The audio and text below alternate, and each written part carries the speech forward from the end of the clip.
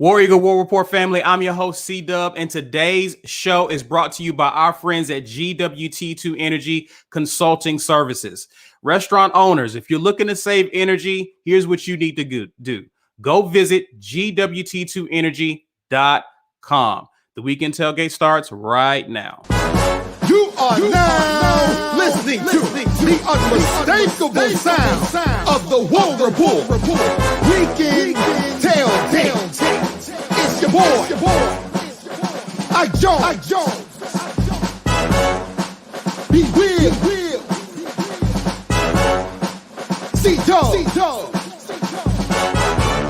Mike G. Get ready. Sit on back as we bring you the War Report. Weekend Tailgate. War Eagle, everyone, happy Sunday. Welcome to the latest and greatest weekend tailgate brought to you by our friends at GWT2 Energy Consulting Services. And War Eagle, to our War Report family, we want to thank you guys for hanging out with us and spending time of your precious Sunday with the family. Guys, you already know what to do. Please smash that like button. Please drop a War Eagle in the comments. And if you are in love with this community, because this is one of the best communities we have online, help us grow it by sharing this video if you're on social media using hashtag #GetYourWeightUp. And please add us if you're on Twitter as well. Get the message out. Help people find us like you found us some time ago, and we can keep this thing going. Before we get into the show, guys, we have just a few announcements. Mike G, please be sure to take it away, sir. Hey, listen, becoming insider. We got lots of exciting content coming for you guys this fall. So we're a couple weeks out from game week, which means film reviews, our game day experience, all that stuff is coming you guys' way. Become an insider. Congratulations to our insider, Jeremy Redding. He won tickets to the Akron game. Him and his son are going to be attending, courtesy of the War Report. So this won't be the last chance that you guys get to win tickets via the War Report. So thank you to our insiders. You guys know, if you're not an insider, talk to somebody in the comments who is an insider. There'll be a bunch of them in here today. They'll tell you definitely worth the $5.99. We are officially partnered with the Lee County Humane Society. We set a goal this month of $500 raised for the Lee County Humane Society. I am proud to say that we exceeded that goal, but we don't have to stop there, guys. Let's save some puppies together. My puppy is lying right here next to me, cheering us on. Said, Dad, save more puppies. Save my kind. So we're going to do this. We need your help. We encourage this in lieu of super chats, because when you super chat us, we'd certainly appreciate it. And I understand the convenience of doing that. But 45 cents on every dollar goes to YouTube. So if you give us $1, 45 cents of it goes to YouTube. When you go to our GoFundMe, we take that half, 50%, and instead of giving it to YouTube, we give it to the Lee County Humane Society. So thank you for everyone who takes that extra step every month, every week to donate to that. We really appreciate it. This is the good that we've chosen to put back into the world. So we're pretty happy about that. Now, exciting day today. Surprise for all our Sunday viewers. If you view us regularly, we're giving away tickets to the ASU game today live on stream. So we ran out of mugs and t-shirts, and we decided to give away tickets. Just playing. We got plenty of that, but we're giving away tickets. So hashtag get your weight up in the comments. We're gonna do this one live, guys. We're going to draw live on screen. And the rules are the same. You have to be here to win. You have to be here to win. So hashtag get your weight up in the comments. We're giving away 2 tickets to the ASU game, courtesy of our buddy Walt and one of our biggest supporters, GWT2Energy.com. So this is sponsored by GWT2 Energy. Hashtag get your weight up. I expect to see a record amount of hashtags in the comments today for these tickets. If there are any less than 200 entries into this, I'm going to be really disappointed. So thanks to Walt and GW2 Energy, right, for donating the tickets today. We are massively excited about this season and happy to be able to give back. The community provides. So we're happy that it provides. Thank you guys. Thank you guys. And also shout out to Walt too. Thank you again, sir. How y'all doing, man? Doing all right. Doing all right. I got my background straight. So the black background, it wasn't working, man. Not enough light. And so the camera was blooming, trying to compensate, and I looked ridiculous. So I put the white back. You were glowing. Yeah, you look like you was glowing on that. I had that glow that Bruce Leroy. So now I'm back straight, man. It's gonna be white forever. I like the white background. It works. Let's do it. Well, let's go ahead and talk about it. We have been anticipating ever since last week the upcoming second scrimmage at Auburn, and on Friday we were alerted to some interesting news coming out of the Plains that Brian Harsin, the head coach of Auburn, had tested positive for COVID and would not be in attendance. Later that day, it was announced that Derek Mason tested positive and wouldn't be in attendance. And I'm not sure for you guys, but as information, we had there were people on the inside reaching out to us. You had other news people who cover in media who had people on the inside. As they were getting fed information, they were sharing it with people who follow them. We were hearing that there were some players who were out as well. So much of the conversation about the scrimmage became about who wasn't there and why. And so it's become interesting. We talked about this conversation maybe like 3 weeks ago, I want to say, or 3 or 4 weeks ago. It was not one of the more popular conversations about COVID, but one of the things that we reiterated, and one of the things that I think we could all agree on, because some of us felt differently. Ike, I don't think you were on that show. It was just the three of us, me, Mike G, and B.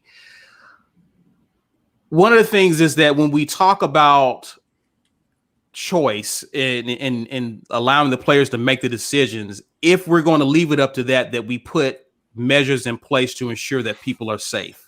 That should be the ultimate goal, is player safety, and as it pertains to this virus, actually coaches' safety, and trainers, people who work close to the football team, right?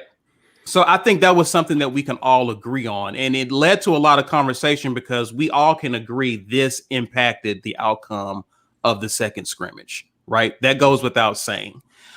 Well, before we talk about, give our thoughts on this weekend, our thoughts on Auburn's approach to COVID, the outcome of the scrimmage, let's talk some facts here, because I don't think a lot of Auburn fans really understand what we're working with here. So this was during was this media days? Yeah. Okay. Back in during media days, Greg Sankey, the commissioner of the SEC, made some statements about their expectations for the upcoming season and the possibility of what could happen if teams don't adhere to what they're pushing them to do. So first part of the quote is, so let's just indicate, like the realities we deal with, Sankey said, you hope not to have disruption, but hope is not a plan is the great cliche. We still have roster minimums that exist just like last year. What I've identified for consideration among our membership is we remove those roster minimums and you're expected to play as scheduled. That means your team needs to be healthy to compete, and if not, that game won't be rescheduled. And thus, to dispose of the game, the forfeit word comes up at this point. That's not a policy, and what you see are the bookends now for decision making. We've not built in the kind of time we did last year, particularly at the end of the season, to accommodate disruption. And unless we're going to do that, our teams are going to have to be fully prepared to play their season as scheduled, which is why embedded in my remarks is the vaccination motivation. So based on this statement here, Greg Sankey wants to encourage football teams to get their players vaccinated. What does that mean? What does that look like? Well, he mentioned the idea of a minimum roster. So based on last year's rule, the SEC still has a minimum roster size in place of 53 players who must be available for a team to be able to play. And what he's saying is that they're pushing for 85% of the teams, each team to have at least 85% of players vaccinated, right? If you fall under the 85%, then you're going to be subject to frequent testing. Doesn't seem like a big deal, but if you're testing frequently, the likelihood of you having positive COVID cases increases during the season because you're under the threshold that does away with testing altogether. So if you're over the 85% threshold and you have players who may have come in contact with people who have COVID or may have COVID and are not showing symptoms, you wouldn't know because you're not required by the league to test. But in Auburn's case, as it was reported from another site, Auburn is hovering around that 50% area, which means we're subject to COVID cases, which has led us to where we are now. And I don't think a lot of people understand the ruling and the impact it could have. Again, we talked about personal choice, but I'm not sure if we're ready to deal with the worst case scenario of what personal choice can lend us should we not adhere to the SEC ruling. Now, I said a lot. I laid out a lot. I think I did a good job, guys. Am I missing something? Okay. All right. So thoughts on this, guys, based on the fact that we had players out, guys missed scrimmage. We didn't get an opportunity to see certain guys. Guys didn't get an opportunity to show what they could do. What are our thoughts about where we are 13 days away from the start of kickoff? Our head coach is going to be missing in action, at least physically. He's going to be missing in action leading up to game week. I'm not quite sure about Mason and a few other players. Some guys have yet to even scrimmage this fall, right? What are our thoughts about this in terms of Auburn's approach and the impact it could have on our preparation? I'll start with you, Mike G, since you almost said something. Okay, so regardless of your stance on vaccinating or not vaccinating, right? The focus here is on football. It's on the rules that they put in place to be able to play football. So they set a threshold at 85%. If you're under 85%, you have to do some things differently, right? If you're unvaccinated, then you have to quarantine. If you're vaccinated and you come in contact with somebody, there are different rules on you. This is not that dissimilar to what the NFL is doing or what the NBA did in their bubble. And they were highly successful. Now, their goal, right, is to play football. Because if you do not play football, now they can talk all they want about keeping players healthy. And yeah, I get it. They care about that. But at the end of the day, they care mostly about their product, and they cannot put a product on the field if they have an outbreak. This is independent of whether people are actually getting sick or not.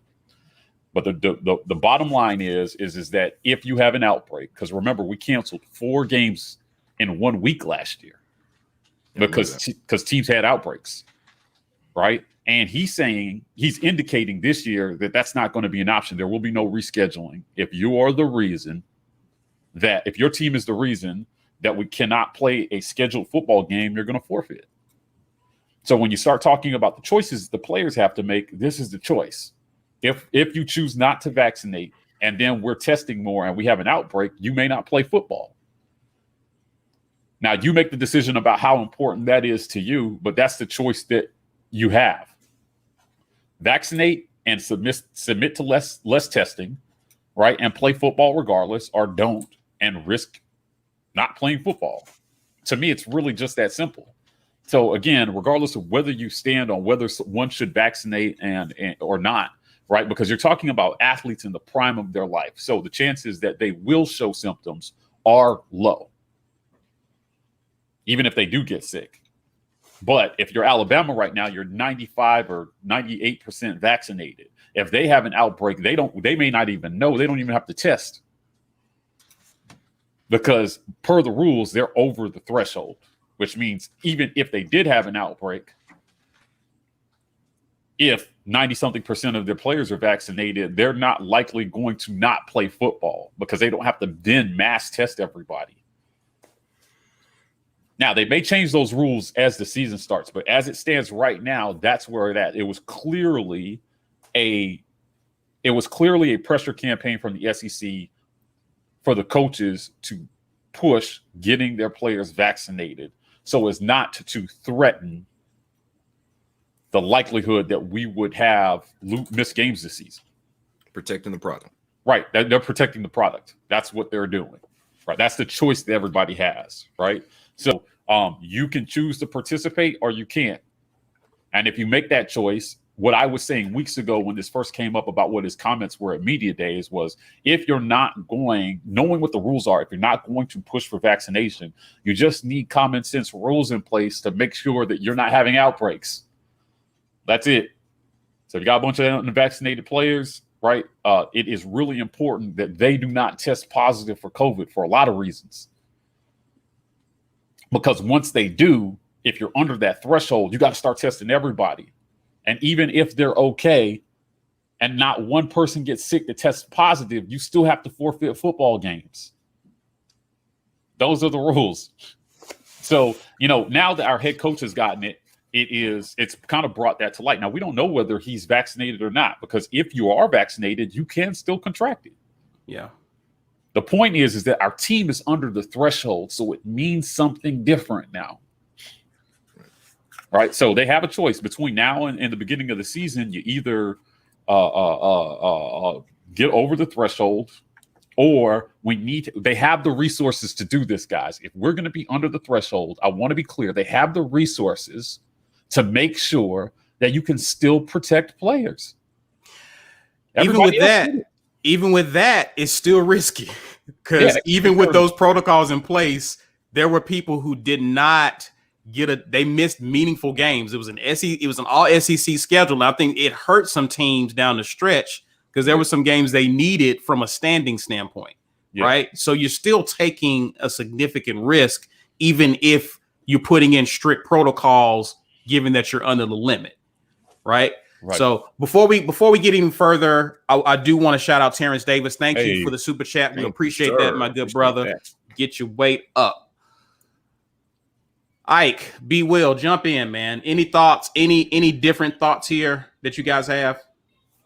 Yeah. Well, I mean, you guys know how I feel. We've had a private chat about this on several levels. I have zero problem with how Coach Harsin has handled this so far. I think he's handled it the only way that you can for adults, which is, here, I'm going to educate you on everything I know, and I'm going to let you make a decision on your own about what you want to do for yourself and understand the risks that are involved with that. In addition to that, I think that they're doing a great job of making sure that it isn't an outbreak, because they've had positive tests, but that was quarantined amongst few people. If it was just one person got it and now all of a sudden through contact tracing, we got 20, 30, 40 kids out, then there's a problem. What I feel like is they're doing everything necessary to catch it as quickly as possible and then remove people from contact with others so it stays limited to a small number of people. I don't think that there's a problem with that. Now, we can debate about whether or not the rhetoric needs to be ramped up to make kids feel like it's more of a thing that if you don't do this, you can't play for this team type of thing.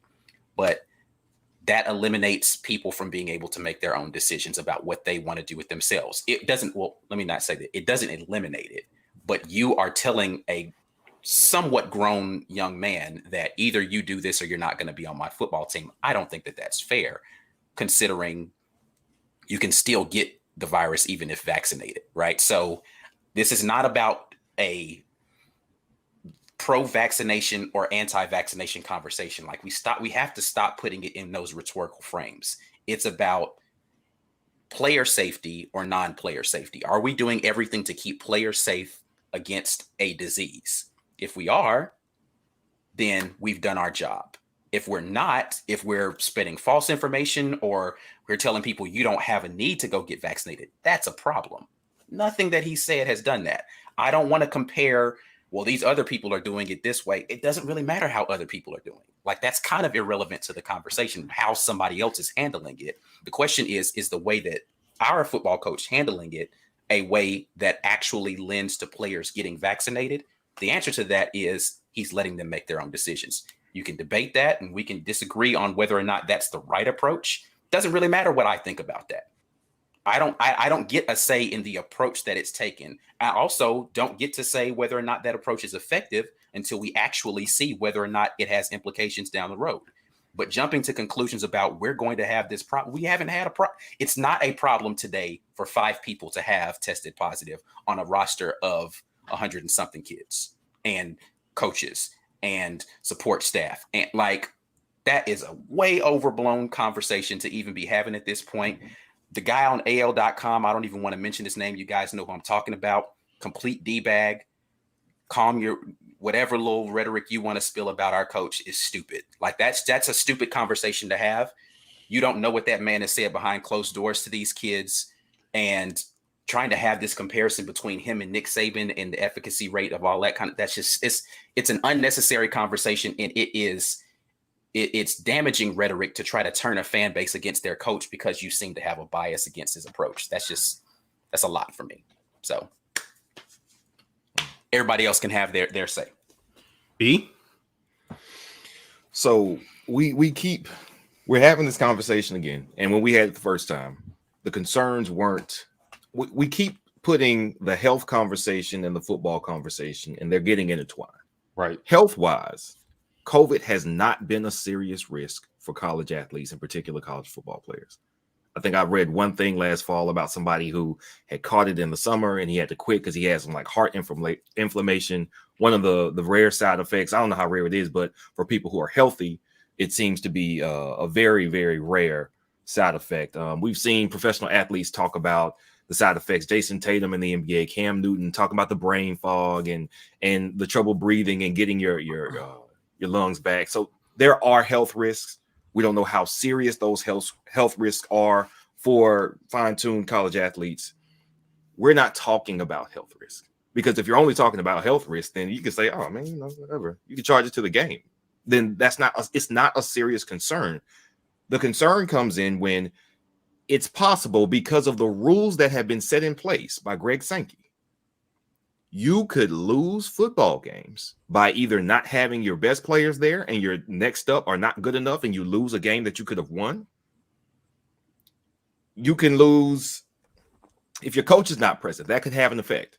And that was my initial reaction to Harsin. I'm like, you need to be watching these players this week. This was a crucial scrimmage. I want you with foot on neck. And it's not that he doesn't have the I'm sure he's delegated responsibilities to his team, because they had, and he said it, we had a plan to go ahead and get who's second up, who's going to be watching the quarterbacks, and all that stuff is taken care of. All reports have said that Brian Harsin is extremely hands-on, not only with the offense and the quarterbacks, but with everybody. At this time right now, while fall camp is crucial to the season when you prepare, install offense. I want him there, because so far, as we have talked about all offseason, we trust his ability to at least hold players accountable. And that's going back to what we've seen from his Boise days. He does not mince words. He doesn't protect feelings. That presence is important. If you think that the head coach can just not be there and everything run exactly the same, I disagree greatly. Maybe somebody like Nick Saban, who has had such a long-standing reach and effect on his program, can be absent for a week or two, and everybody knows the program because you know that guy's coming back. Harsin is still instilling that. I'm not 100% convinced that he has that type of effect on this program when he's only been here for 8 months. I want him there. Maybe you risk losing something. Maybe there was something that you couldn't see. By reports that Demetrius Davis wasn't present at the scrimmage, and I did not hear whether or not that was due to COVID protocol. So I'm not going to repeat that. However, I want him there. If it was because of COVID, I do want him there, because there were reps to be had. We looked bad, apparently, in the scrimmage. That was an opportunity. What if that was Demetrius Davis's opportunity as a mobile QB to do more with the lesser offensive line, and as maybe somebody who doesn't have the same accuracy and panning deficiencies that Bo Nix has shown in the past. What if that was his opportunity to jump? But because of COVID protocols, and if it was due to not being vaccinated, and maybe that could have protected him, I'll never know. But football-wise, that could have been an opportunity that was missed. We may have missed an opportunity to completely reorganize the QB depth chart. And that would have a direct impact on the football that we play in 13 days. There are risks because of the rules that are set up. There are not serious health risks to these players as far as we have seen. There are not serious health risks. There are football risks. So the question then becomes, how do you weigh personal decision with risk to the success of the team? To me, that now takes it from a personal decision to a team decision. One person, if you are important enough to this team, if you're the quarterback and you say, I don't think I'm going to get vaccinated, I've got my reasons, and you say, okay, well, you're not, and you have caught it. The consequences are more severe. You're going to have to miss some time. We go from a 9-3 team to a 7-5 team. On the very shallow level, I don't think that changes our outlook on the program long-term very much. What if it's some critical games? Does it matter at all? How much do we each care if games are lost due to COVID? We'll know in our minds, well, we didn't have our best due. Of course we lost that game. But what's the win-loss record going to say? Does that affect incentives for coaches? I have no idea how any of that works on a large-scale level. The team's success could be hanging in the balance because of each individual person's decision and feelings about the vaccine. I'm not telling anybody how to feel about it. I wonder if all team, pro team, go for the team, sacrifice for your brothers is just as present now when it comes to the vaccine as we know it has been pretty much since football started being played. Right. Because to me, if it's not just as present as it was when we found out that players are shooting their brains out 15 years after retirement because they've got damage to their heads, but little league coaches and middle school coaches saying, don't worry about that. You go out there and you play your part for your team. Okay, well, this is for the team as well.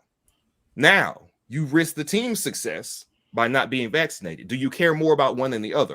I want consistency from everybody. That's all I ever want. Yeah, keep the same energy, right? The exact same energy. Keep the same energy, right? So if you're going to be, and I want to be clear about where I feel about this conversation separating a football from whatever you feel about this, right? And I'm speaking as somebody who got it.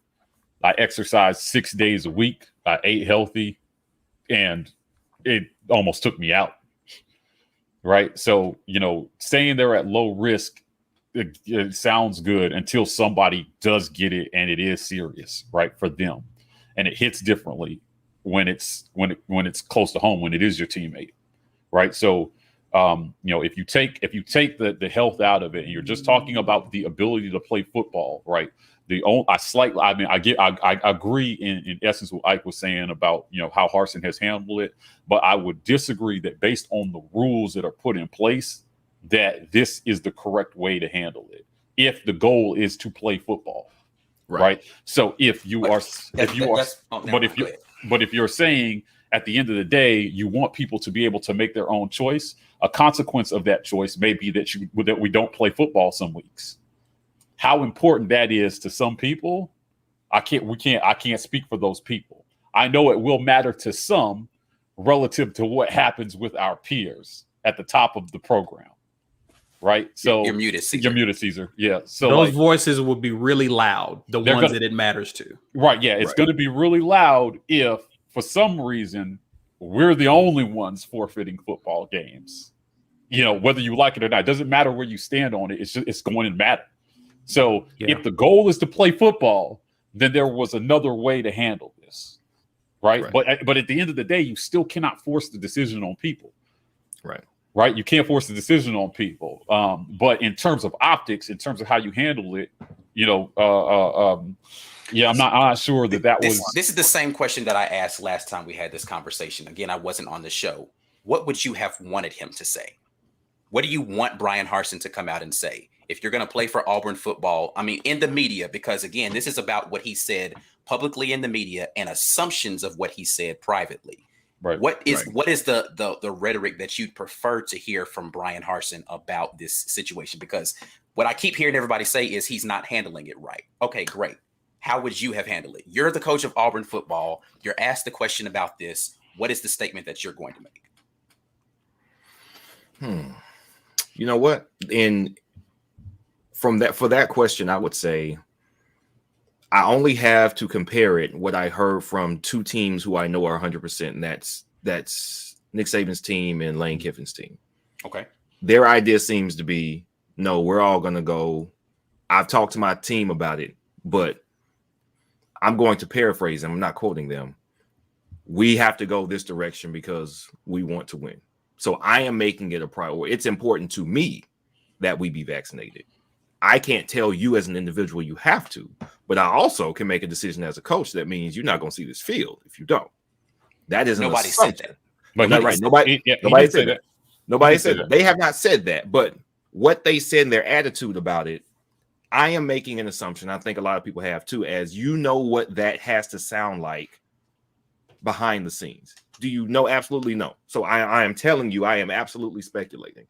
If slightly vaccine positive to the media means definitely vaccine positive in the locker room, and halfway on it in the media means halfway on it in the locker room. And that's the carry from Brian Harsin's remarks to what we expect. How is his remark halfway? Again, you're saying I have educated, Brian Harsin said, I educated the players on the risk involved in this. This is the decision that they've had to make. I'm allowing them to make that decision. How is that a halfway stance? Yeah, I think the difference is that one coach came out and shared his personal stance on it. I mean, he didn't go halfway. He just said he's pro-vax.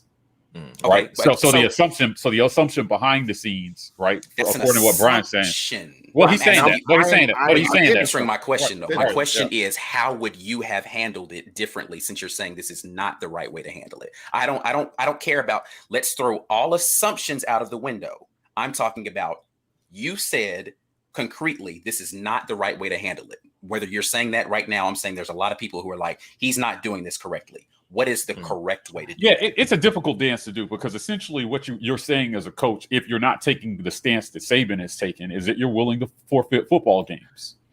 Okay, right. So right. So, Saban has taken a stance that has essentially shown that he's not willing to forfeit football games.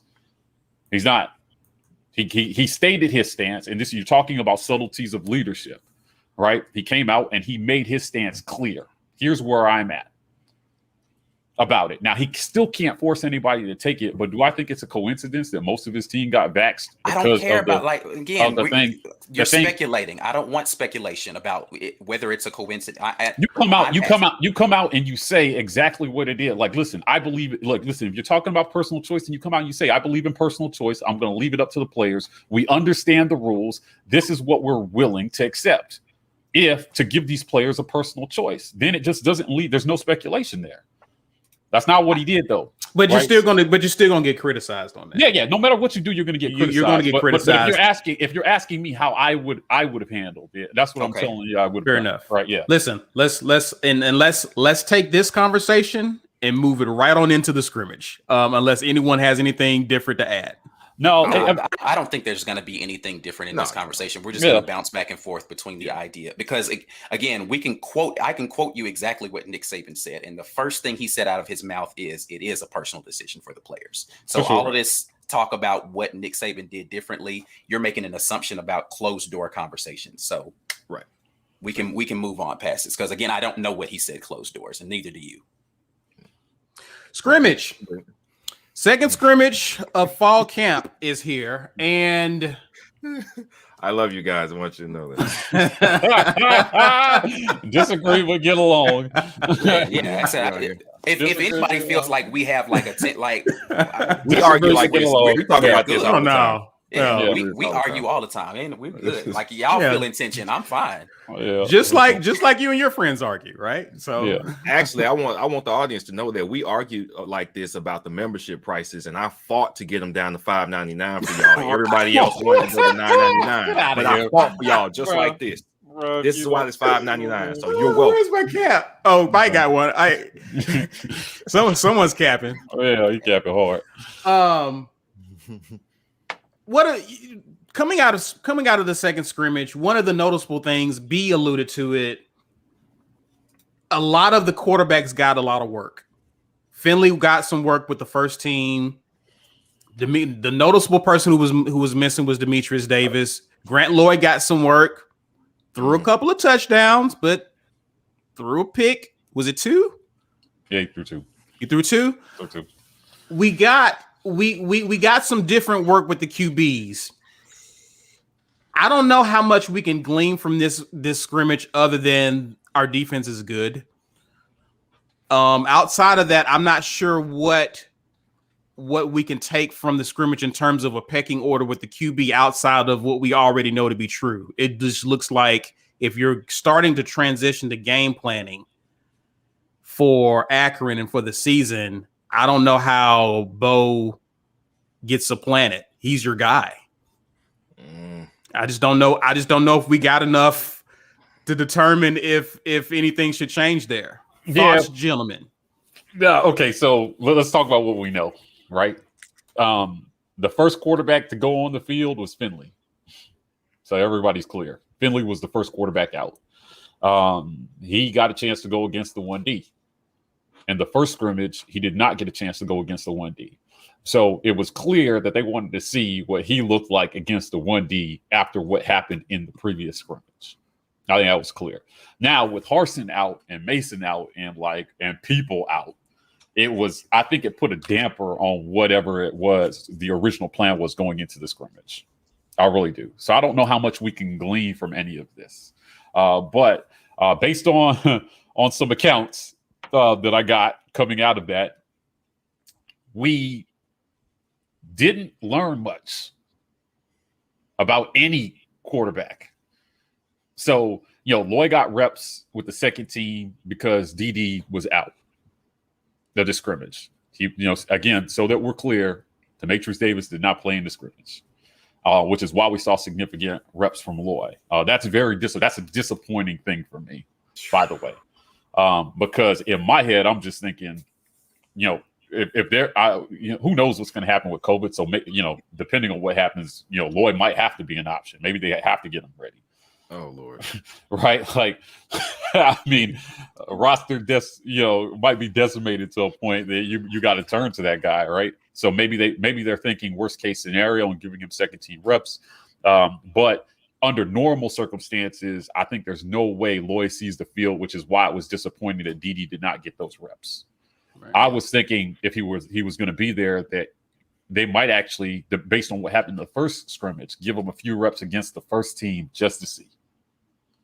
Now, I don't know that would have happened, but clearly Finley got a chance against the first team. So they wanted to see something different, at least to start the scrimmage. My overarching takeaway is that if we had to play football tomorrow, this defense is ready to go. I don't think that you can totally discount what our D-line has been able to do because of how our O-line looks. Fundamentally, what I'm hearing is they just look solid. And when you're better, you dominate. Period. Right? So, people said, oh, but DD only went against the third string defense in the last scrimmage. Okay, so he did, but he didn't get a choice about who he went against. So he went out there and he dominated the third string. That's what you're supposed to do. So, offensively, which everybody has been asking me all morning, what was your takeaway from the offense? It's just we have work to do. It's a new system. The switch over to systems was always going to be much harder for them than it was for the defense. So the defense can get up to speed a lot faster offensively. I think we learned that if the O-line does not improve, I'm not sure, guys, Finley is the answer. Because he is a complete duck back there behind what. Now, he made some good passes in this scrimmage. He had some drops. He had some drops by some receivers. His play was, it was serviceable. But under the worst circumstances, it sounds like we still need a quarterback that can escape pressure and make a play on the run. Mm-hmm. I'm not sure that's him. So unless the scheme prioritizes getting the ball out of his hands quickly and he can go through his reads super fast, I'm with you, Cesar. I don't think that he did enough in this scrimmage to challenge for the starting job week 1. I didn't think that he would at all. I thought that I've been in the camp for a couple months now. That listen, Bo's going to start the season no matter what, so they're definitely going to roll with him to start the season. I thought the biggest loser in this was Demetrius. Yeah, whether he was going to play this season or not, just being able to go out there and show that you can do it. Whenever you miss a scrimmage, it's a big deal, right? So whatever the plan was going to be for him, not getting to go out there and have a chance to do it definitely hurt him. From a receiver standpoint, some good and some bad. They gave Tavares Dawson some burn in this scrimmage, man. He had a drop on a crossing route, but the upside of this kid is great. Xavion Capers and Malcolm Johnson got a lot of play with the first team. They went out with Finley a lot, so there were some good things that happened there. We had some drops by some tight ends. It's just a work in progress. Like the offense is still a work in progress. So Akron, Alabama State to start the season, I'm stressing to everybody, is a blessing. And it may not look great to start. Prepare yourself for some frustration these first 2 weeks while they try to iron out the kinks, because a spring and a fall is just not enough to do it. No. Especially when you're trying to simulate live action. To know what we have, we're going to have to go up against some people, and fortunately, or hopefully, it won't cost us games while we're figuring it out. Yeah. But I still think that this defense has a chance to do something special and can hold us in while these guys figure it out. If we get it figured out by mid-October, I still think they can have an above-average season.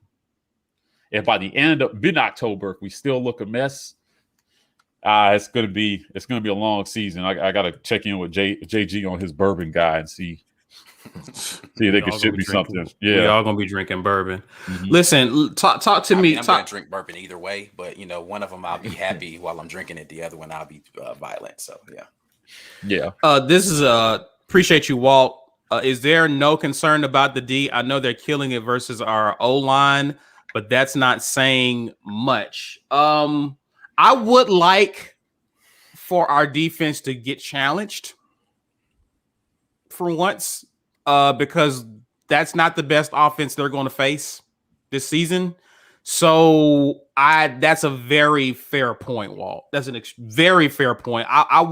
My hope was that the offense would begin to push back a little bit and begin to put some of the stress on them instead of the other way around. The problem with the O-line or with our offense, let's talk O-line. And I'm going to talk to you about this, Ike. It was also reported that Brodarius Ham and Brandon Council were missing from this scrimmage. Those are two of our best linemen. So it doesn't surprise me that our QBs were running for their life in this scrimmage. Okay. What are your thoughts about the O-line in terms of, because again, that you have Georgia, you got some teams out there. They got some very solid O-lines. So what happens when they don't get the push that they're so accustomed to getting? How do you feel about where we are along the O-line, Ike? I have zero confidence right now. Again, I said this before. Until I see them play against someone, I don't really have confidence in what their ability. I don't care about what the fall camp reports are. Again, they're not good coming out of fall camp, first and foremost, right? So I don't have a ton of confidence. I think it is lending to a little overconfidence about how good our defensive line is. But here is what I appreciate. We're going ones versus ones, right? So we don't have a false confidence in our O-line going into the season. We know that there are issues and we're making them have to work. The defense, though they may be super confident going against the one team, first team offensive line, I still would rather them go into games with a bunch of confidence, knowing I'm beating our ones every day. So let me see if I can level up against somebody else too, as opposed to going against the second team offensive line and they haven't had any sort of test at all. So I at least like the fact that we're going with the best that we have available right now to play against. The same way Mike G just talked about, okay, DD's supposed to dominate the third team defense, right? All right, well, if our defensive line is that good, they're supposed to dominate our offensive line, regardless of how good they are. They're supposed to go out there and smack them all up and down the field. That's exactly what they're doing. Then I'm glad to see that. If our defensive line was struggling against this offensive line, I'd feel like that was a problem. It's not. The offensive line, I don't know that it's a problem yet. And I'm stressing I only don't know this because the first game is Akron.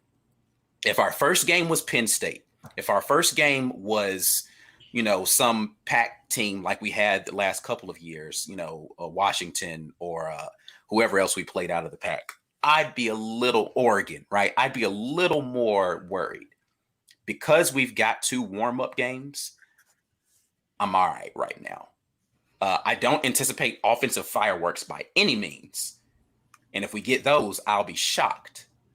But where I am right now is they're running a lot of base stuff, right? Just trying to figure it out.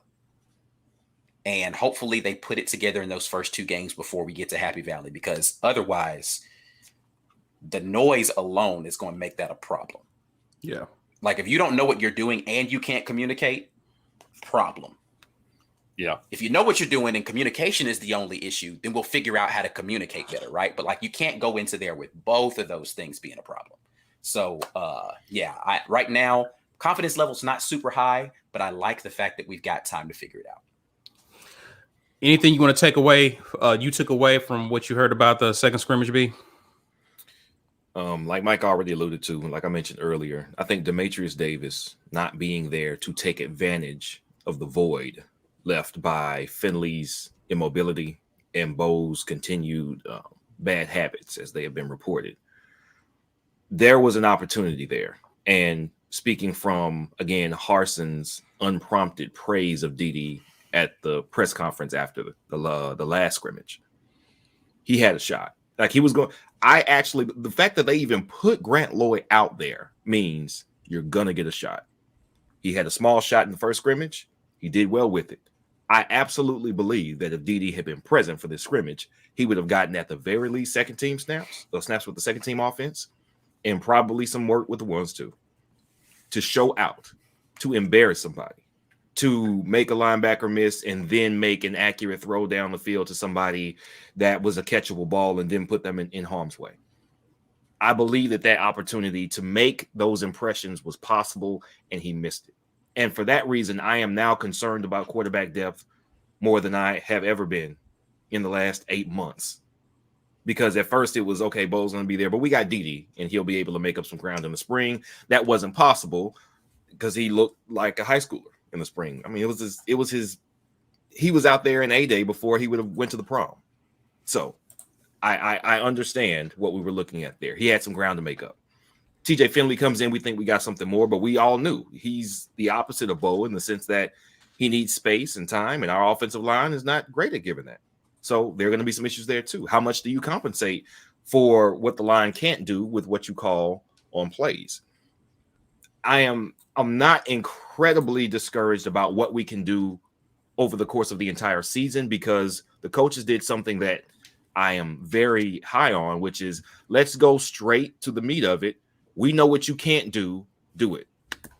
We know how badly you look under stress from a quality defensive line, offensive line. Let's start right there. You're going to run base, and you're going to make checks if checks need to be made. Defensive line, I want you to throw the kitchen sink at them. Let's see how they respond. Right. Hey, let's bring a blitz from Bo's left side and see if he's going to just roll right every time or if he's going to step up, make a good check down, make the read on the blitz, adjust the line for it. Can the line adjust when he makes that call? Let's put them in the situations where we know they are weak so they can get better. Akron might not be able to do that. Shouldn't be able to do that. Alabama State shouldn't be able to do that. Penn State might be able to do that. And that's where you have to worry about it. For the first 2 weeks, it's basically extended camp. We are still in camp for the first 2 weeks of the season. those teams won't be able to put us in the situation that our defense can put us in because our coaches are purposefully putting the offense at a disadvantage. So I am glad they are doing that. So we don't have to come out of camp with this disillusion that, oh yeah, we were running great against the second team who wasn't really trying because they didn't want to hurt the confidence of the offense. No, damn that. If they trash, they trash. They need to get better. If they are struggling, it's time to get better. And we're not out here protecting feelings. We're protecting the development of these players. You're going to build confidence by strengthening where you're weak. And that's what they're doing from the ground up. Now, unfortunately, we are weak enough in enough areas that we have some concern about when we play quality teams.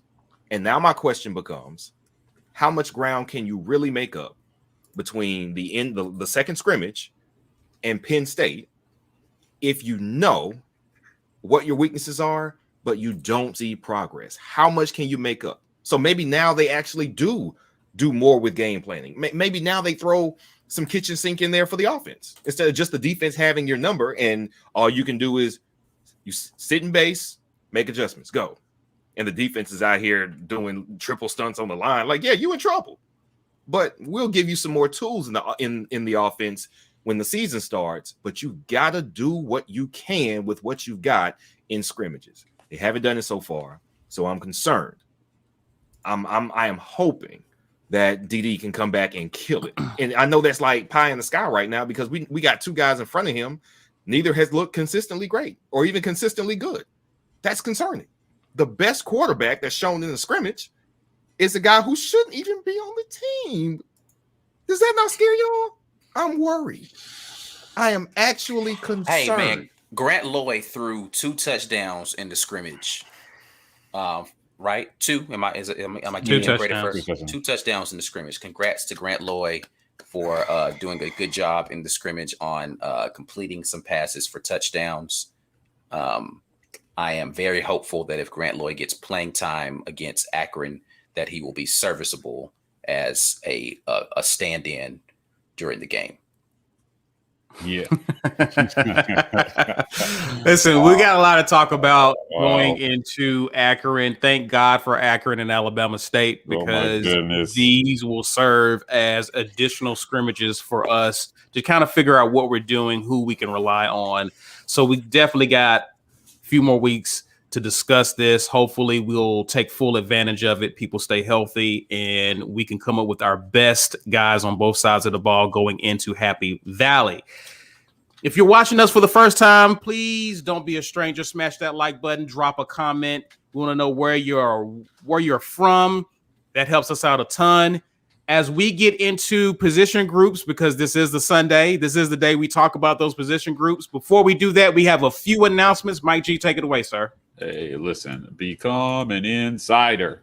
So as we continue to build this community, becoming an insider is increasingly becoming an important part of that. There will be a lot of content this fall that will be insider only. So if you're an insider, you know what some of this content is already. For the record, Betting with B Will, we're putting out some stuff. A lot of our game day experience will be insider only, as well as ticket giveaways. So become an insider to get a chance to be a part of all that. We've got our Monday film review that I'm very excited about. I know a lot of you have messaged me privately saying that you're excited about this as well too. You definitely don't want to miss that. You go to our front page of our YouTube channel, sign up. I saw a few people signed up today live. So thank you to you guys who have joined our community. If you're already an insider, please welcome those people. We are partnered with the Lee County Humane Society. Guys, we set a goal for the month of $500. We exceeded it. Let's keep going. Let's build some goodwill for next month. So visit the About section of our YouTube channel. I actually pinned this link to the top of the chat to start the broadcast. So you go over there. 50 cents on every dollar goes to help us save puppies. We want to save all the puppies. We want to pet all the puppies. We want to snuggle all the puppies. And then we want to help people find these puppies so they can take them home. The Lee County Humane Society is doing that. So help us help them by donating. Now, speaking of those scrimmages that we got to start the season, you get a chance today to go see one on us. So we ran a little long here past the midpoint, but it is not too late. We got 85 entries. Hashtag get your weight up in the comments to win 2 tickets to Alabama State versus Auburn. Now, if you want to go see a little bit of what we're talking about live, this is your chance, live on the War Report. A lot of you have reached out to me and said that you've never been to an Auburn game before. This is a great opportunity for you to go on us. I can't wait. We're going to be doing this all season. Thank you to guys for your support. So this one comes courtesy of our man Walt in the comments at GWT2 Energy. He has donated these tickets for us to give to you guys. So when you see Walt comment, please thank Walt for being such a great member of our community and big supporter of our content. But he wants you guys to have these. We want you to have them. Hashtag get your weight up in the comments to enter this. Visit our merch store. You can find this link in the about section of our YouTube channel. We got some real fly stuff in there for you guys. And last but not least, we got the podcast. B, tell them about the podcast.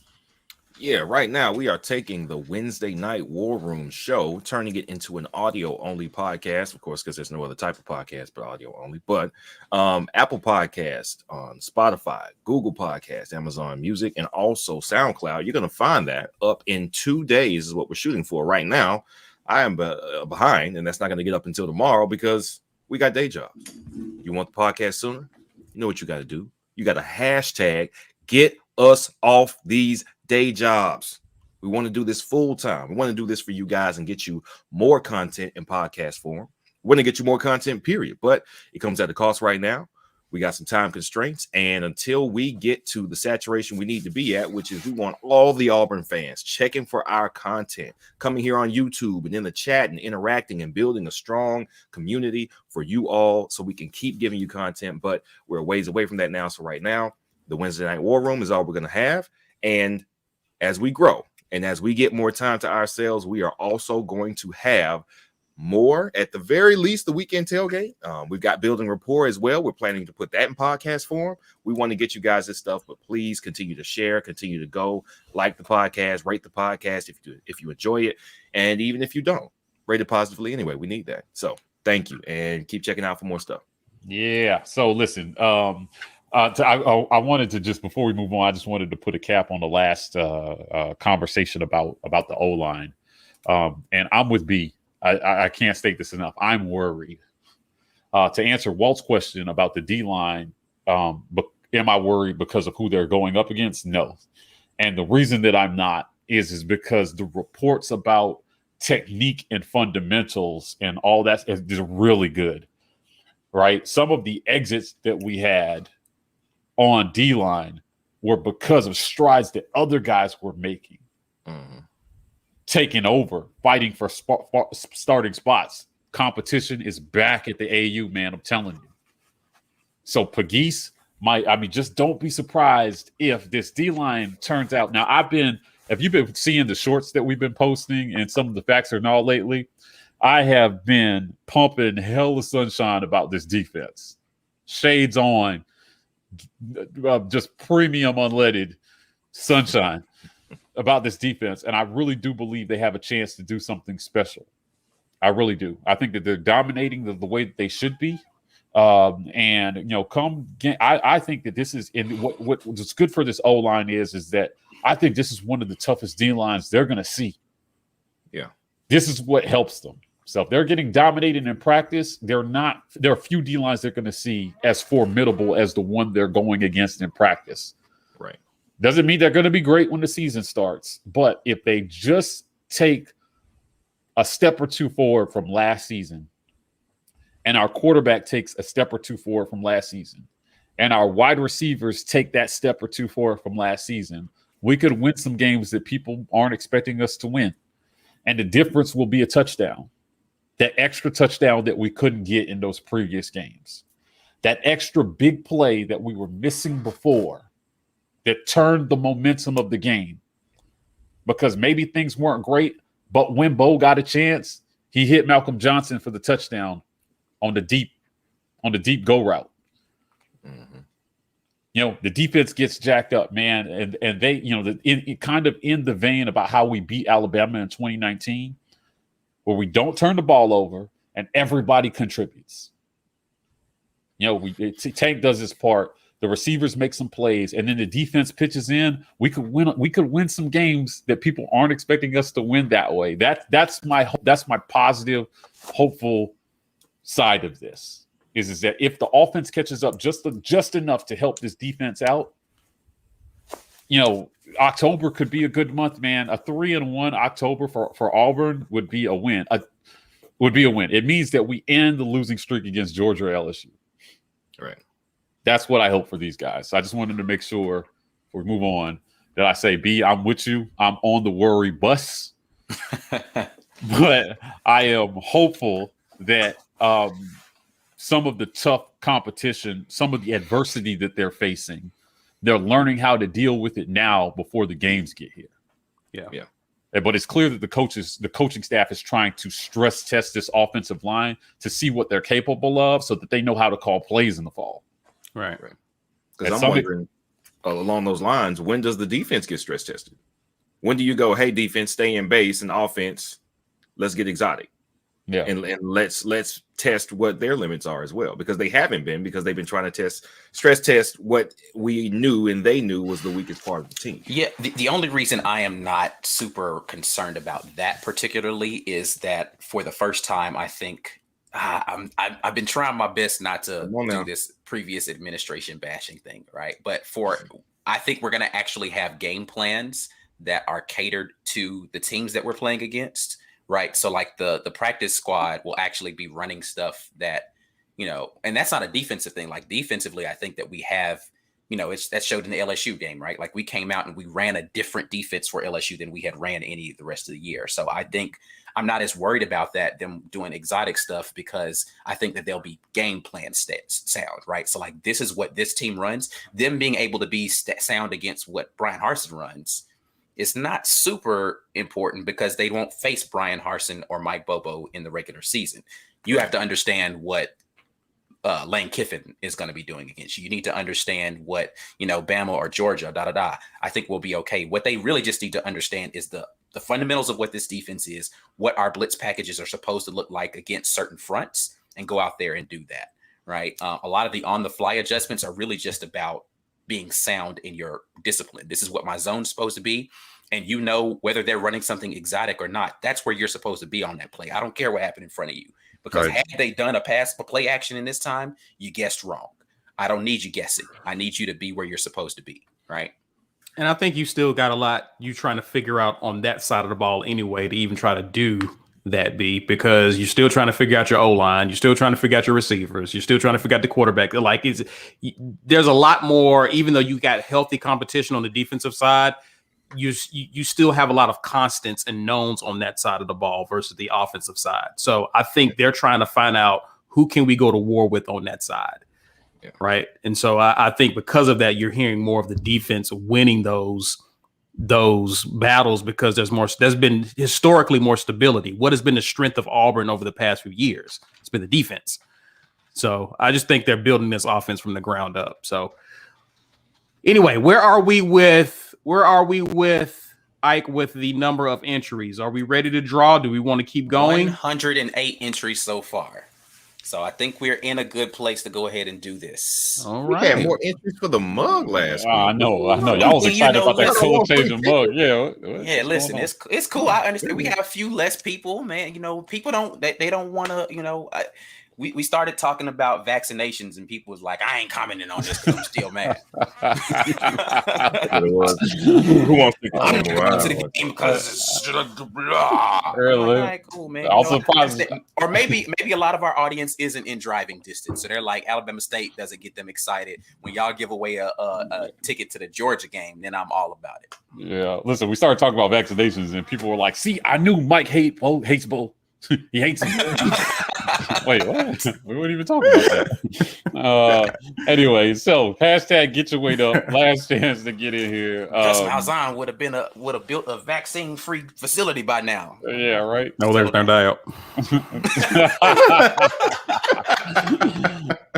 Hashtag get your weight up in the comments. Listen, guys, thanks again to Walt for sponsoring this. Listen, if you guys, Walt is a stand-up guy, man. Let me tell you, I had I had Walt. Thanks for reaching out to me. I had a anonymous person send me some hate mail. Yeah. You know, if you want to know when you're doing something right, you start getting hate mail from people. So what was it? Was it Coward? Call a Coward that said hate mail is fan mail, baby. So keep it coming. Keep it coming. Hey, listen, it is what it is, man. No, don't keep it coming. Keep it to yourself, but keep watching. 114, 117. Can we get to at least 130 in this? That's a tall ask. Everybody's got to work that weekend or something. Like what's going on? That means only 100. Like we're at 280 total right now in here. You want to get to 130? That's a pretty tall ask. Yeah, that is a tall ask. 119. 119. Come on, man. We can get to 120 easily. Come on. Yeah, listen. I don't want to hear it. You got to be here to win. We are definitely. Talk to our guy Jeremy Redding, man. We definitely will give you these tickets. We're not going to keep them to ourselves. Yeah. We have zero desire to do that and hold back on this stuff. All right, here it is. I'm going to hit draw now. We stuck at 119. I thought we'd get one more person. What? Oh, 122. 122 just before I hit it. Who's it going to be this week?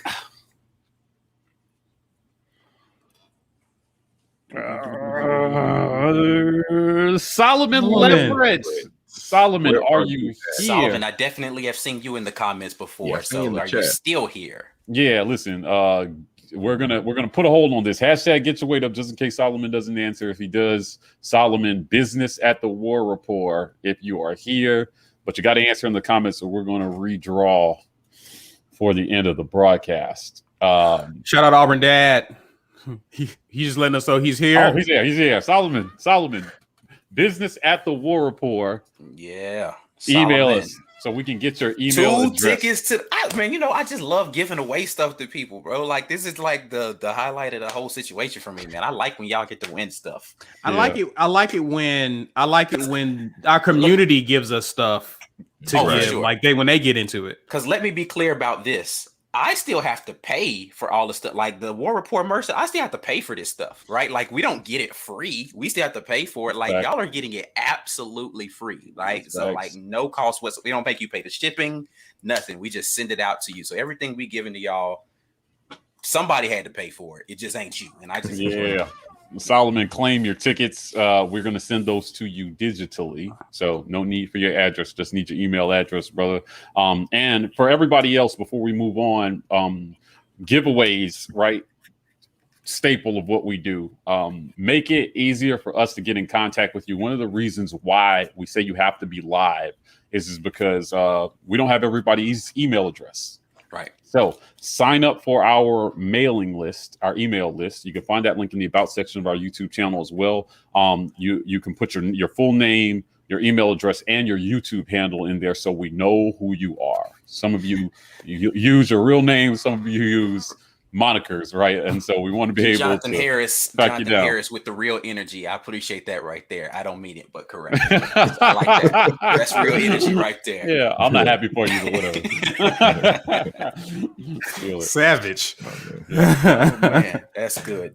Listen, let's get into the position groups. We finally got here after a lovely discussion earlier in the show. Mm-hmm. Let's talk about it. We're talking about receivers. Yes. And then we're going to get into the DBs, but let's start off with receivers. This is clearly a tale of two position groups here. We're going to talk about wide receivers. We're going to talk about defensive big facts. Yeah. Big facts. So this is the first, because we have a lot of wide receivers. So this is going to comprise of two different slides here.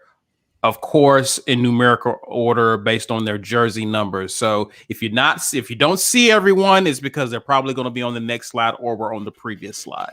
But we'll kind of lump this in with kind of what we talked about last Wednesday as it pertains to roster spots and predictions and who we like. So here it is. Starting out, number 0 is Demetrius Robertson out of Georgia. Tavares Dawson, number 3. The true freshman. Number 5, Kobe Hudson, Javaris Johnson, Shedrick Jackson, the senior, Malcolm Johnson Jr., who's a favorite by someone here on this show, yeah, and Elijah Canyon, who it was mentioned who was out this last scrimmage. I believe it was a hamstring injury he sustained during the first scrimmage. Guys, I'm just going to go here off this first slide. I think Demetrius Robertson could be penciled in as a starter. He could be a starter game one. Yeah. We've been hearing nothing but good things about him. He's definitely factors in to be a key part of the passing attack. But I want to know from you guys, based on this list, Mike G, we already know who you like, but I want to know realistically, do y'all see Tavares Dawson, who've been making a lot of noise this fall, being a key part of the receiving core this year? I think he'll have a chance to start the season against Alabama State and Akron. If those games go as planned, you should see him in the latter half of those games. They've been playing him in practice and in scrimmage as if there is a contingency to put him in, depending on what happens in front of him. But it's clear that the coaches are high on his talent and his upside. So he's a playmaker. He's got good feet. He's got some drops this spring. He's got some very freshman drops, and for a receiving core that's going to have to take advantage of every single opportunity, that's one thing that could possibly keep him off the field. But yeah, I do think that he'll do this. They're giving Shedrick Jackson a lot of burn, and I gotta say this: the interception that Bo threw in Friday's scrimmage was a dime to Shedrick Jackson that hit him between the numbers and then got picked off. So, I know not making any comments. Right. I know that's Ike's favorite guy. What kind of comments, Ike? What comments would you normally make? Okay. I don't have any comments. Shedrick Jackson is on the graphic. He's the guy I chose to put on there as the senior representative of this first slide. Shedrick Jackson, my man. Yeah. So, I don't know. I mean, he's got a lot of balls thrown at him over the last week, but I just don't see it, man. Malcolm Johnson got a lot of burn on Friday. He was in with Robertson. There were a lot of 3 wide receiver sets with Johnson, Robertson, and Capers. I just don't know how seriously to take any of it because of how the scrimmage went. But I think that these are your guys, right? That you have a chance to get out there. Kobe Hudson, got some play. And then I don't see, Javaris Johnson caught a big ball in the scrimmage as well, too. I like this comment right here from Jonathan Harris. Dawson is sounding like the guy that Javaris Johnson is supposed to be, right? The slot machine, right? That Javaris Johnson seemed to be in A-Day is where Tavares Dawson is looking like he's. But he caught some of those balls. JJ did in this scrimmage Friday, right? And Dawson dropped some. He dropped a big one from Finley on a slant. Yeah. So Javaris Johnson is got a chance still here to crack. Anybody claiming to know what's going on at wide receiver is capping hard. Like they are really trying different the combinations that got thrown out there. Only the coaches know what they're trying to accomplish. Can't stress that enough. So I know who I think has a shot, but we'll get to the next slide and talk about the other guys. Yeah, from this slide, Demetrius Robertson, I like what he's been doing so far. I think it's interesting from the reports that we're getting out of camp. Bo Nix trusts him more than he does other receivers, which is odd to me. It seems like they're trying to force the ball his direction. He's the newer guy, though.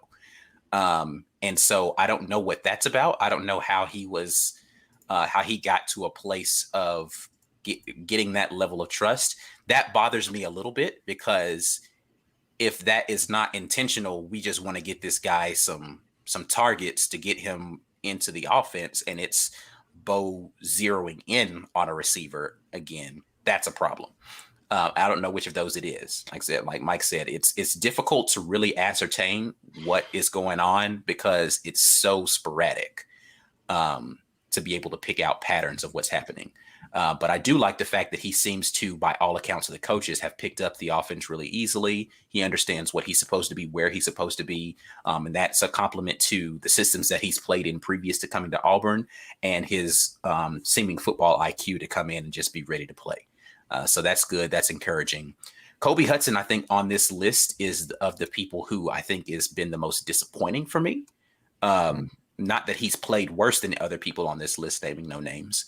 But I just think that I had very high hopes for him, and he has not lived up to those yet. Canyon is the guy that I was the most excited about. But I do have questions as to whether or not he's still kind of slight of frame. So is he going to be able to stay healthy the remainder of the season and be out there and be available as much as he needs to be? But I do like the prospects of Canyon. Yeah, I think once he gets back healthy, it'll be interesting to see how he looks. We got a glimpse of it in the bowl game, so I'm eager to see him build on that going into the season.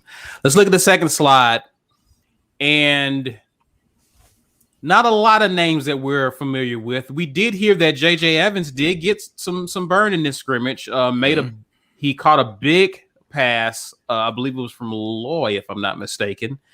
But here we have a guy who I've been high on, and that's Zevion Capers, number 80. He's been the guy who I've been looking forward to seeing as he fought through injuries in the sustaining the bowl game off season. He's been recuperating. Now he's back in the fall and been looking to see what this kid does. What do you guys make of B-Will? What do you make of this slide of guys and who from this list are you interested in seeing actually contribute this season? Well, I would, as we've been discussing and as some of the chat is saying, there's no way to know what anything is going to look like in the wide receiver position. You hear a couple names more than others.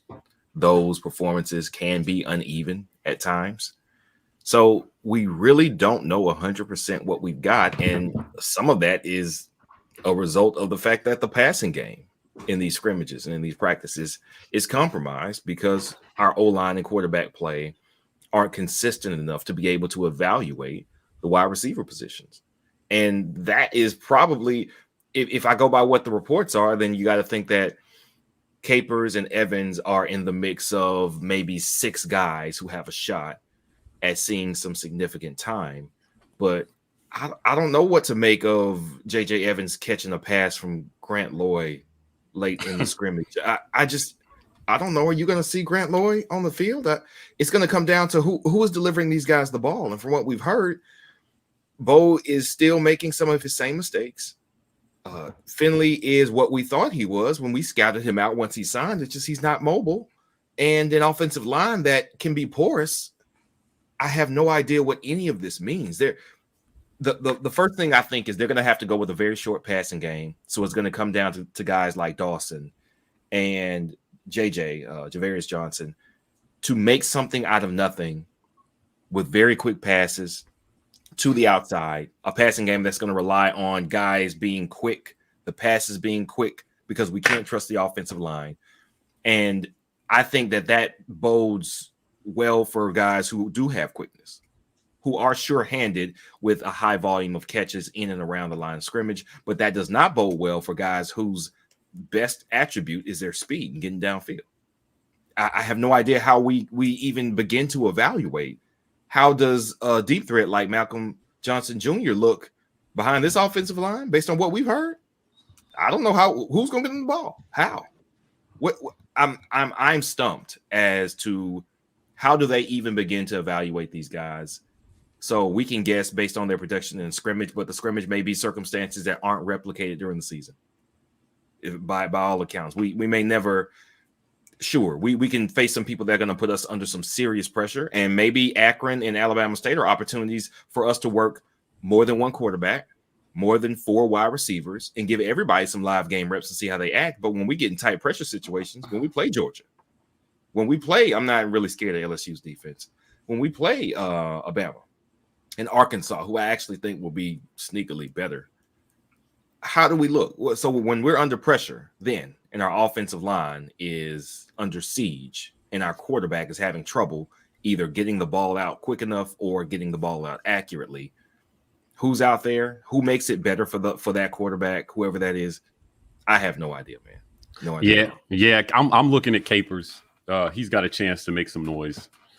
He definitely has, and it's clear from the way the playing rotations have gone is that the coaches they really want him to step up. But opportunities have been limited because of the way the offensive line and the quarterbacks have performed. So I think that's just a theme that we need to get used to. Opportunities are going to be limited offensively.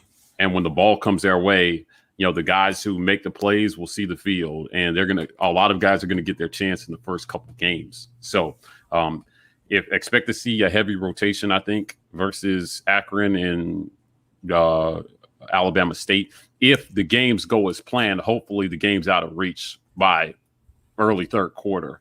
Right. And they can use the rest of the game to evaluate and see how guys play and whether they can make plays, under the lights without much pressure and get it done. But if we're struggling to move, my greatest fear is that if we're struggling to move the ball in the first couple games, just because guys don't understand their assignments or timing is off, it's going to be a long season. So they need to be able to demonstrate some basic ability to execute this offense in the first couple of games and understand the concepts that Bobo is trying to incorporate into what they're doing. Guys need to be in the right place. We got a For the Record coming where we talk about on-target percentage. Balls need to be where receivers can turn and make plays. We have a ton of athleticism at the skill positions. And if you get those guys the ball in the right spots, they can go nuts right down the field. So I'm going to be watching a lot here, but I'm actually I'm not as down on wide receivers as a lot of people are. Right. I just think the scheme is going to have to catch up to help them. And in the first couple of games, they're going to have to figure out what works around. If the worst case scenario is this offensive line just is what it is and time is going to be limited, I'm interested to see what the scheme is going to be, because it just seems like under Gus, what we did was it just didn't matter how they played. We were going to try to do the same thing no matter what. Right. And that's something that we talked about, Mike, about like the wide receivers just needing an opportunity. But what ends up happening is the defenses are just like, I don't believe you can do it. And they're going to dare you to do it. All right, cool. We're going to let you have all that underneath stuff, and we're just going to sit on all those routes. Mm-hmm. Great. Throw it for 3 yards, and we're going to destroy the wide receiver as soon as he catches it. Fine. I don't care. You can do that all day you want to. It's on the wide receivers to make a catch, because every time he makes that catch, I'm going to punish him. Mm-hmm. That's fine. But I don't believe you can complete a forward pass longer than 10 yards. Mm-hmm. I don't believe your offensive line can hold long enough for you to complete a forward pass that's above 20 yards. Mm-hmm. You aren't using the middle of the field, so we don't need to worry about playing anything that covers center field. Right. And the rest of it is just your ability to run the ball. We'll stack the box, let you throw all that underneath stuff, and dare you to beat us over the top. This year, as you said earlier, Bo has to make people believe a 20-yard forward pass, if you give it to me, you're toast. Because I've got enough speed in the receivers. If I hit him, he's gone. You're not going to catch up to him. So all I have to do is put it out there and he catches it. And he does that enough in these first 3 games. I stress the first 3 because we've seen him do it at home time and time again, and it looks great. Penn State is where I want to see it. If he does it a couple of times against Penn State, the rest of the schedule is then on notice. We can't just give it to this guy this year. But he's got to do it on the road against the quality. He has to. Like I said, him doing it, let me say this right now. I don't want to hear none of y'all coming in here praising Bo Nix for playing well at home against Akron and Alabama State. Yeah, please. He's always played well against subpar competition at home. 2 years of that same thing. I don't care about that.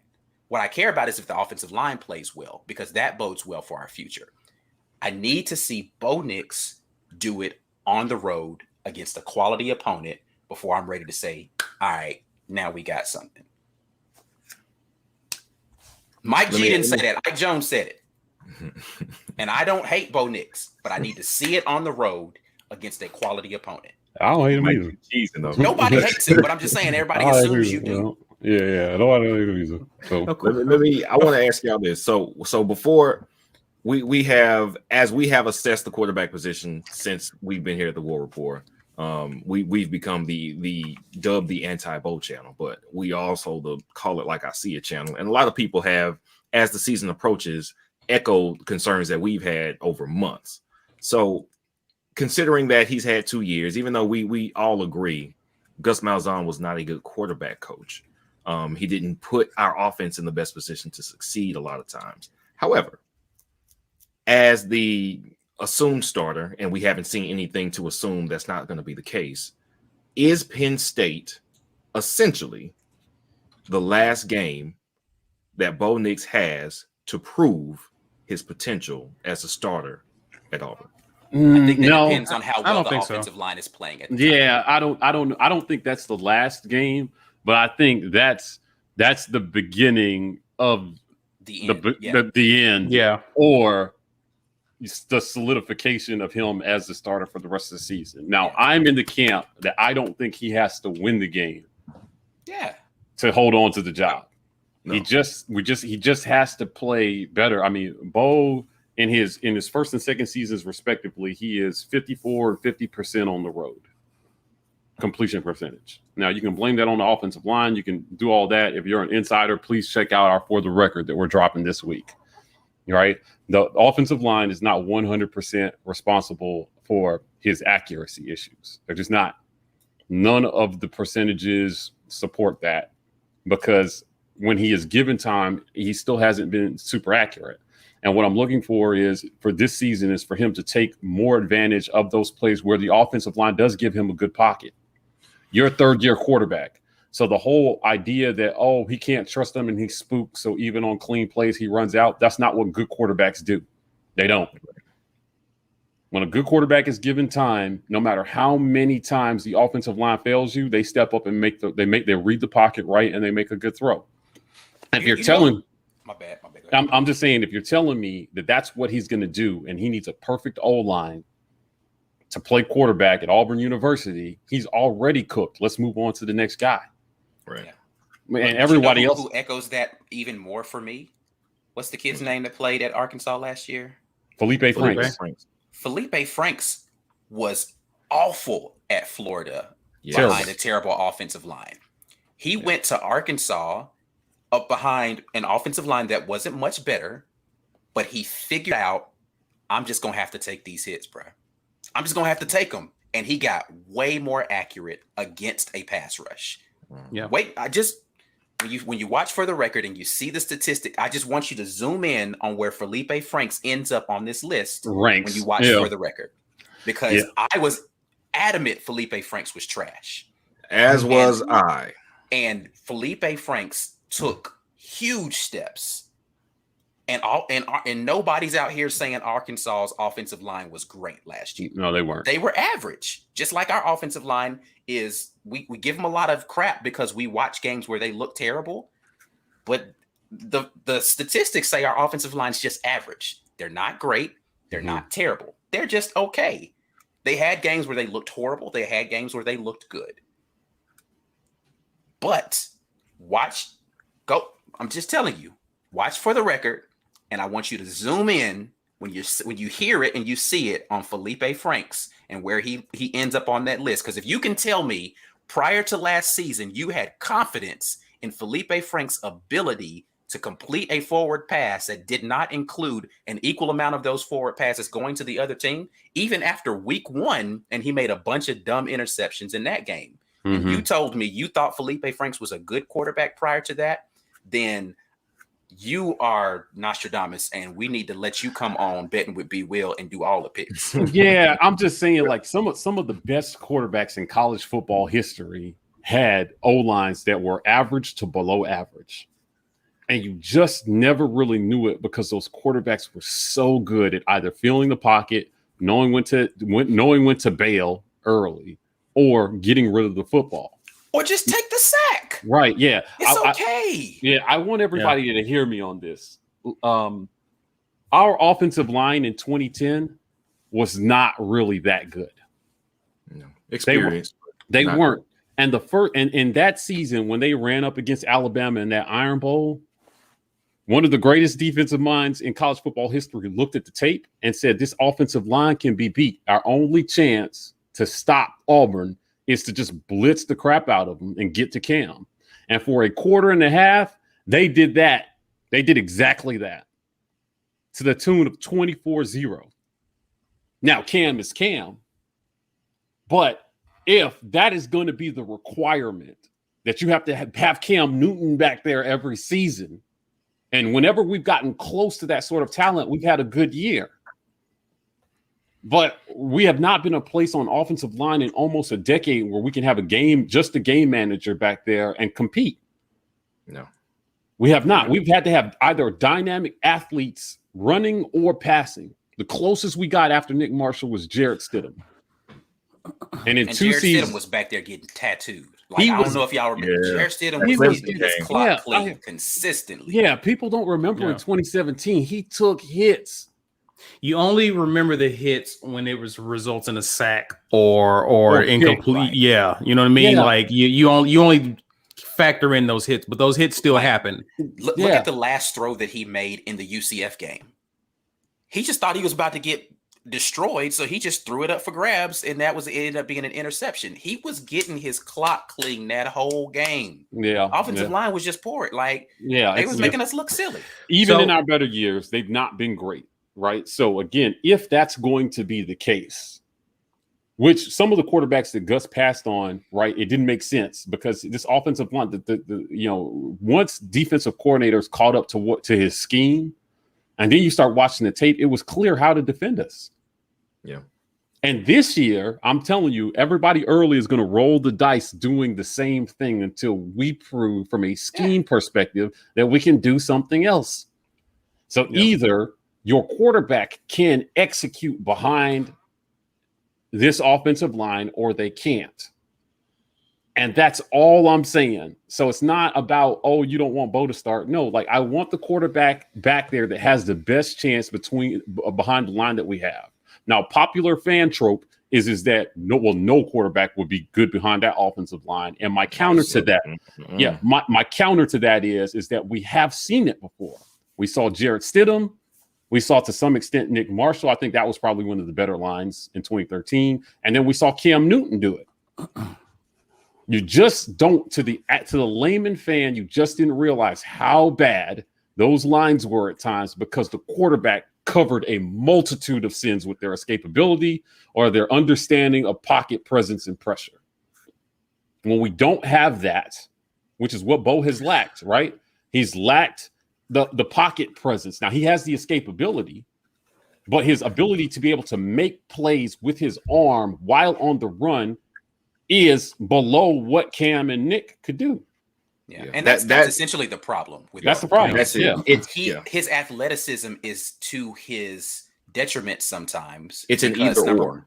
Right. Like sometimes it's great, right? Because he escapes pressure. He can make a play and run out of the pocket, do some amazing things. The Texas A&M play is when people like to call, he definitely should have been sacked like 8 times on that play, and he ends up scoring a touchdown, right? There are very few QBs in the history of football that could have made that play, right? That doesn't take anything away from Bo. The issue I have is when he escapes the pocket to throw, because then his decision-making gets significantly worse. Yeah. He starts to force the ball situations where he shouldn't, and because he doesn't really have great accuracy, even if he throws it to the right guy, it might not get in the right spot.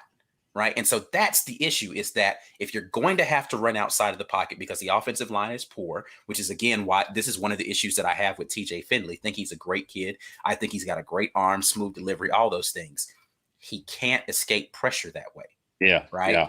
So I'm not excited about Finley. If the offensive line is going to be porous, TJ Finley is going to have problems unless the game plan allows the ball to get out of his hands quickly, and you've done something to mask that well, so the defense isn't just sitting on the route and you don't get anything out of it, right? Right. So you need somebody who's mobile, right? So somebody's got to be able to escape the pressure. Great. Bo is perfect for that. Then problem comes, is he going to be able to deliver the ball accurately to someone once he gets in that position? History says not so much. No. Right?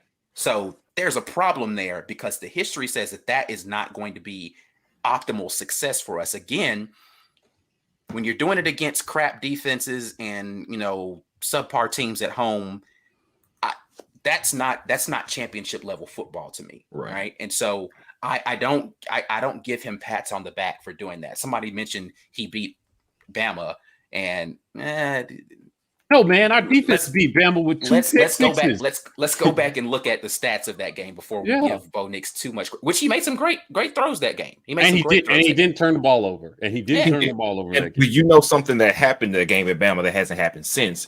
Gus, credit him. He designed a good game plan, and they had completions early. Bo, as I've said always, he is a rhythm shooter. Mm-hmm. He doesn't need to think so much. He needs to have a feel for the game. He needs to understand the game plan, know where to go without thinking too much. And to Gus's credit, as an offensive coordinator, which he was always much better at, if he calls the game and you don't have to think about it, that if his game plan works, you're in business for the rest of the game. If what he's calling and dialing up is working, the defense is going to be guessing and reacting instead of being proactive about getting to the ball for the rest of the game. As a quarterback in Gus's system, if Gus stuff works, you're comfortable because, oh man, he said that was going to be open. It was open. Now you're not thinking so much. Now, hey, he said they might be on to one, but two's wide open for you. Hey, look, there's two right there. I can go to two. Right. If he has the advantage of knowing what's being called is going to work and he doesn't have to think and make a judgment call, we're great. That was what was presented to him for the Alabama game. He played well under those circumstances. And yes, our defense did the work as well. But it still wasn't good enough.